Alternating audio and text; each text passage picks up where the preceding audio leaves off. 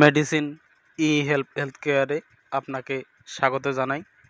আজকে যে মেডিসিন তথা ওষুধের বিষয় নিয়ে আলোচনা করব সেটি হলো সিস্টেলা সিরাপ। এই সিস্টেলা সিরাপ কী কাজ করে, কোন রোগের ওষুধ, কীভাবে খেতে হবে, এর সাইড ইফেক্ট আছে কি না ইত্যাদি সমস্ত তথ্য জানতে পারবো আমরা আজকের এই ভিডিওতে। এই সিস্টেলা সিরাপ যা কিনা ইন্ডিয়ান ড্রাগ ল্যাবরেটরিজ কোম্পানি বানিয়েছে, এটি একটি আয়ুর্বেদিক মেডিসিন যার জেনারিক নাম সিস্টেমিক অ্যালকালিজার। যদি এর কম্পোজিশনের কথা বলি তো সেক্ষেত্রে প্রতি 5 ml কন্টেনে কাবাচিনি, মুলাত্থা, উৎফলা, ধানেইকা, citric acid, sodium bicarbonate, sugar, purified water এবং সোডিয়াম বেনজলবেস দেওয়া রয়েছে। এটি প্রধানত ডাক্তারেরা বিভিন্ন ধরনের প্রস্রাবের সমস্যা তথা ইউরিনারি ইনফেকশনের উপর ভিত্তি করে প্রেসক্রাইব করে থাকে, যেমন ইউরিন ইনফেকশন, প্রস্রাব করতে জ্বালাপোড়া করা, প্রস্রাব খুব ঘন ঘন হওয়া বা ফোঁটা ফোঁটা হওয়া, বা মূত্রাশয় তথা মূত্রনালীতে ইনফেকশন, কিডনিতে পাথর।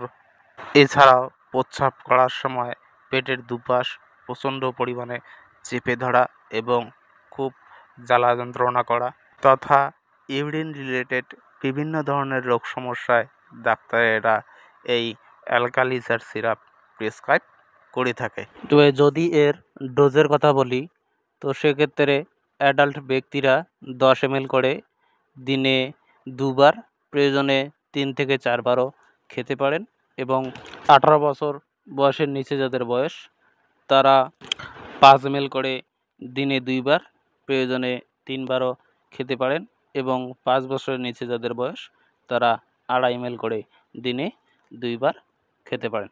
এবং যদি এর সাইড ইফেক্টের কথা বলি তো সেক্ষেত্রে এর বিশেষ কোনো সাইড ইফেক্ট নেই, কিন্তু তারপরেও হালকা পেট ফাঁপা এবং বমি বমি ভাব হতে পারে। তবে আমি বলবো আপনারা অবশ্যই ডাক্তারের করা প্রেসক্রাইবের নিয়ম অনুসারে খাবেন, এবং যে কোনো মেডিসিন বা ওষুধ খাবার পূর্বে অবশ্যই ডাক্তারের সঙ্গে পরামর্শ গ্রহণ করবেন। ডাক্তারের প্রেসক্রাইব ছাড়া কোনো মেডিসিনই খাওয়া উচিত নয়।